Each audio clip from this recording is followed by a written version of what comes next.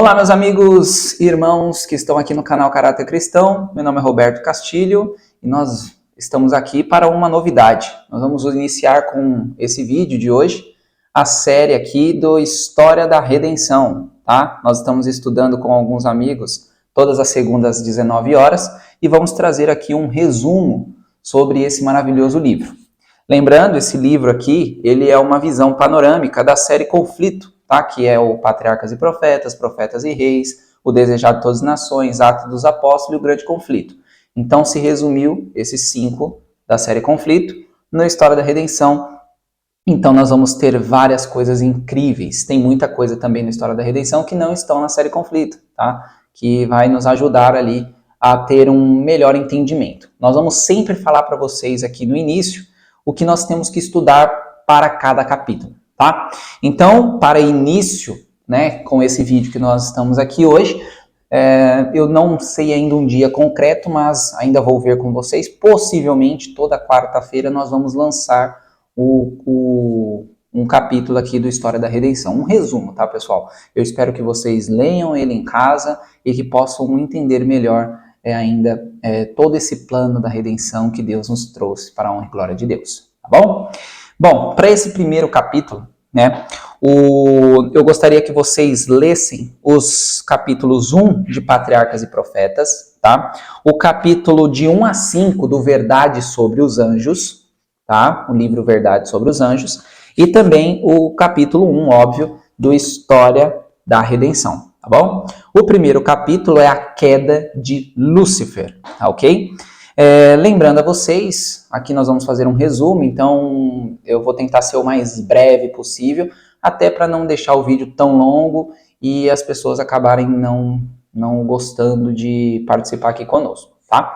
Então aqui vai ser mais sucinto, nós vamos falar algumas coisas importantes que nós aprendemos durante esse estudo, tá? E nós vamos trazer aqui para vocês de uma forma mais rápida e elaborada, tá bom?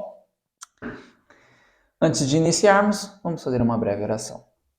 Querido e amado Deus, mais uma vez estamos agradecidos ao Senhor por estar aqui, que o seu Santo Espírito possa nos ungir para a honra e glória do seu santo nome, para que nós possamos entender melhor ainda o que o Senhor quer que cada um de nós façamos. Perdoe nossos pecados, nos purifique e nos guarde. É o que eu te peço em nome de Jesus. Amém. Tá bom?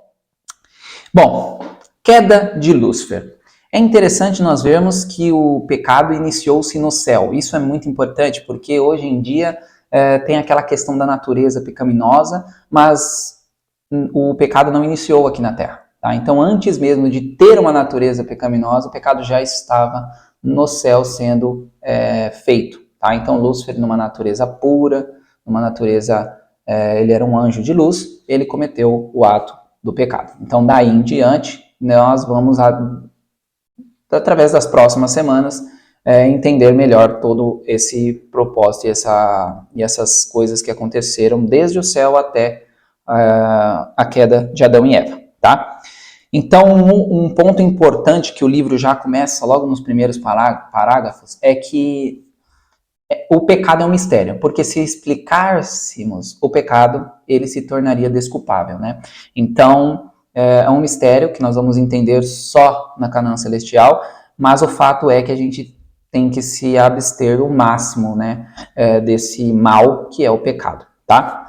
Satanás, no caso aqui, abaixo de Deus, era Lúcifer que comandava, tá? Então tinha Deus, né, o Deus Todo-Poderoso, nele estava incluído, né, os 3 em 1, e abaixo era Lúcifer, ele comandava as hostes angelicais. O ponto é que ele tinha vários benefícios. O livro demonstra alguns benefícios, mas eu gostaria que nós abríssemos as nossas Bíblias em Ezequiel 28, porque lá na Bíblia também mostra os vários benefícios que Lúcifer tinha. Ezequiel 28, do 13 ao 15. Acompanhe conosco no slide. Tu estiveste no Éden, o jardim de Deus. Toda pedra preciosa era a tua cobertura, a sardônia, o topázio, diamante, turquesa, ônix, jaspe, safira, carbúnculo, esmeralda e ouro. Os trabalhos de teus pandeiros, as tuas flautas foram preparados em ti no dia em que foste criado. Tu és o querubim ungido que cobre, e eu te estabeleci assim. Tu estivesse sobre o santo monte de Deus, caminhaste para cima e para baixo no meio das pedras de fogo. Tu eras perfeito nos teus caminhos, desde o dia em que foste criado, até que se achou iniquidade em ti. Então nós vemos aqui que as pedras preciosas que Lúcifer continha, né? Essas pedras serão as pedras da Canaã Celestial, né? Da Nova Jerusalém. É uma coisa interessante para a gente ponderar aqui, né? Ver como as coisas acontecem. Uma outra coisa importante é que muitas pessoas, isso vai estar no Verdade sobre os Anjos, melhor para que vocês possam entender, mas lá no Verdade sobre os Anjos, vocês vão ver que Jesus, ele cria os anjos, tá? Porque tudo foi feito através dele, tá? Então Jesus cria os anjos e se faz anjo. Ou seja, os anjos achavam que Jesus era somente mais um anjo. Eu estou falando Jesus aqui, gente, mas entendam que é Miguel, tá? Então Jesus ali no Velho Testamento, ele é o anjo do Senhor, Miguel, tá? E no Novo Testamento, ele aparece com o nome de Jesus, homem, né? O Deus homem, tá? Então é só para deixar claro isso. Então o que acontece? Jesus ali, Miguel, ele fica como anjo, tá? Em um certo momento, Deus vai querer fazer a criação da humanidade. E ele então diz a todos os anjos que Miguel é Deus, como ele, tá? Então, o Pai, ok? Ele diz que, Miguel é Deus. Nesse momento, Lúcifer começa a ter aquela briga entre si. Ellen White comenta que os pensamentos começaram a vir em sua mente e ao invés de ele repelir, ele abraçou eles. Ou seja, o pecado começa na mente. Então a gente precisa estar bem mentalmente para resistir este pecado com a força de Deus, tá? Então o que acontece? Lúcifer fica furioso porque ele vê que Jesus ali tinha o mesmo cargo, né? Lembra os dois querubins na Arca da Aliança? Entendeu? Então, Jesus e Lúcifer eram aqueles querubins, tá? E aí, o que acontece? Lúcifer fica muito furioso, porque se ele é Deus, então eu também sou. Aí vocês já começam a ver por que Lúcifer teve inveja de Jesus. O problema de Lúcifer é com Jesus, tá? Porque eles tinham ali, Lúcifer pensava que eles eram do mesmo nível, mesmo patamar. Assim, quando Jesus é elevado a entrar na presença do Pai, ele fica muito irado e aí começa a ter tudo que vocês já sabem, tá? Após isso, nós temos um outro ponto, o ponto de Lúcifer enganando anjos, né? Um primeiro ponto que nós temos que deixar bem claro aqui é que os anjos não sabiam de lei. Por quê? Eles guardavam por amor. Eles não tinham a lei registrada, sabe? Então, o que acontece? Quando Lúcifer vai até os anjos e começa a falar de lei, ele falou, que lei? Os anjos começam a tem lei? Por quê? Porque é a lei do amor, é aquela lei que Deus quer que eu e você tenhamos ela no coração e na mente. Então não é uma lei, tá aqui escrito, por isso que eu tenho que fazer. Não é isso que Deus quer de mim e de você, né? Isso está em Efésios 2,15, tá? É uma lei que eu faço porque eu amo a Deus. Eu não estou nem aí se está escrito ou não, mas pelo amor a Deus, eu estou andando da forma que ele quer, sabe? Então era exatamente o que acontecia com os anjos. Então eles ficaram meio... Aí Lúcifer começou a colocar o seu dedo ali e começou a enganar os anjos. Eu vou fazer uma alusão aqui rapidinha para que vocês possam entender como funciona.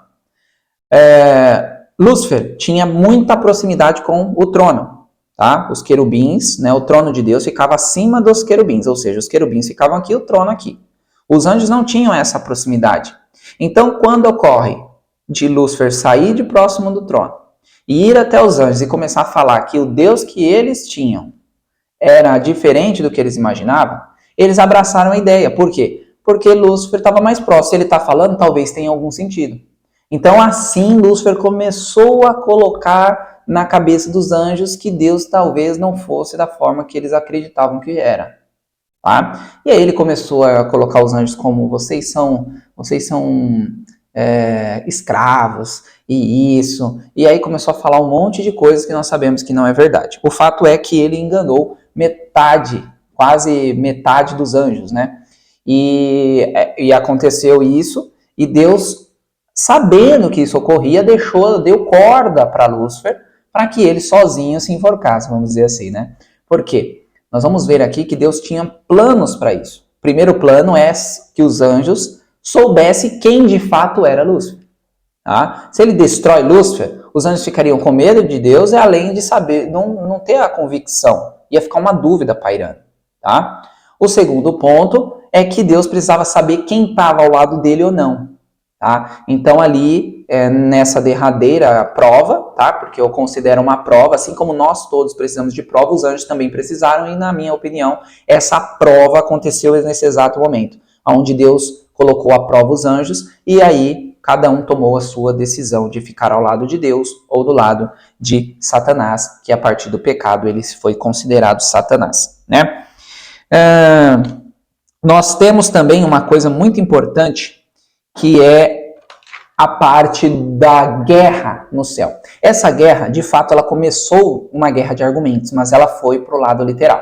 Muitas pessoas têm a ideia de que não foi uma guerra literal, porque Lúcifer contra Deus não tem nem conversa. Mas se vocês prestarem muita atenção nos textos lá do Verdade sobre os Anjos, vocês vão ver que foi Miguel contra o dragão, contra Satanás, tá? E Miguel não estava ali usando o seu poder de Deus, tá bom? Ele foi, de fato, colocou Lúcifer para fora à força. Isso está muito claro também no próprio História da Redenção, vocês vão ver força contra força, tá? Então não é somente uma guerra de argumento. Começou nos argumentos, obviamente que não ia ganhar nos argumentos, porque a verdade sempre prevalece, Deus estava com a verdade, então ele apelou para a forma física e também não deu certo, tá? Isso vocês veem na Bíblia, muitas vezes anjos têm espadas, logo lá quando vocês, na parte de Eliseu, quando Eliseu pede para que Deus abra os olhos daquele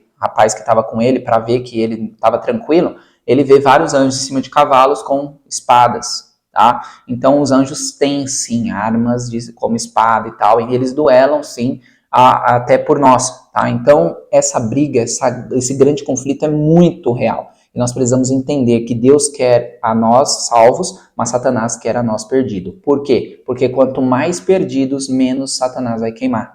Porque ele vai queimar pelos pecados dos justos. Aqueles justos que se arrependeram, todos os pecados vão ser transferidos para Satanás e ele vai queimar no final a quantidade de pecados que os justos cometeram e não os ímpios. Os ímpios vão pagar pelo próprio pecado. Então, quanto mais ímpios, menos ele queima. Então, é por esse motivo que Lúcifer Satanás, no caso hoje, está fazendo tudo o que ele está fazendo, tá? Eu enumerei aqui alguns pontos para nós finalizarmos esse vídeo que mais me chamaram a atenção para mim e para você. Primeiro eu contei um resumo do primeiro capítulo, agora vamos pegar algumas lições para nós. Primeira lição é essa. Jesus costuma ser rejeitado quando se coloca em nosso lugar. Foi assim no céu, irmãos, e é assim hoje. O que acontece? Por que você está falando isso? Porque Jesus se colocou como anjo e os anjos o rejeitaram. Jesus se colocou como homem e os homens o rejeitaram e ainda hoje muitos o rejeitam. Quem será que estamos sendo? Nós estamos rejeitando ou estamos abraçando a Jesus? Segunda lição. Cuidar com as formas que tentam pintar de Satanás. Satanás é um anjo de luz. Ele é belo, lindo, maravilhoso em sua forma. Tanto que Jesus só conseguiu identificar ele naquela luta no deserto, né? Quando ele fala. E aí Jesus começa a perceber que não era um anjo de luz, tá? Era ele disfarçado, tá? Então, hoje em dia, os desenhos, as coisas pintam Satanás como algo assim, espantoso, tal, é um mito, e aí você começa a perder esse conflito. Não, Satanás não existe, Satanás é alguém assim feio e tal, aí você já fica, se é alguém bonito, se é alguém que tá, então não pode ser ele, sabe? Então ele vai se velando para conseguir fazer com que eu e você caia. Então tome cuidado com esse negócio de Satanás é feio, Satanás tem chifre, Satanás tem rabo. Não é dessa forma, tá? Ele é um anjo de luz e tome muito cuidado, porque ele pode estar nos levando até ele, colocando coisas bonitas e nós pensando que é de Deus, mas pode ser que não seja, tá? Cuidado para não ser enganado. Terceiro ponto. Cuidar em não ficar satisfeito com as bênçãos que Deus nos dá. Lúcifer, ele tinha todos os privilégios. Se vocês leem o capítulo, vocês vão ver que ele tinha vários privilégios. Mas ele queria mais. Ele não estava satisfeito, né? E muitos de nós somos como Lúcifer. Quanto mais temos, mais queremos, mais pisamos nas pessoas e mais queremos subir, e mais, e eu, e nós acabamos como Lúcifer. Quarta lição para nós hoje. Cuidar com elogios.